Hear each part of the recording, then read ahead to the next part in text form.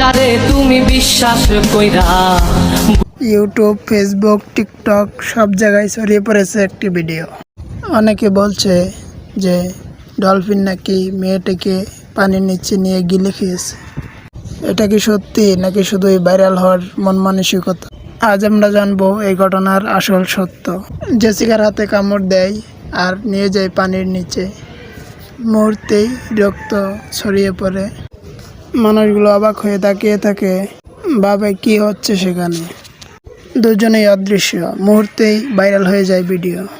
বিজ্ঞানীরা বলে ডলফিন সাধারণত শান্ত, কৌতূহলী, সহানুভূতিশীল একটি প্রাণী। মানুষকে গিলে খাবে এরকম বৈজ্ঞানিক কোনো প্রমাণ নেই।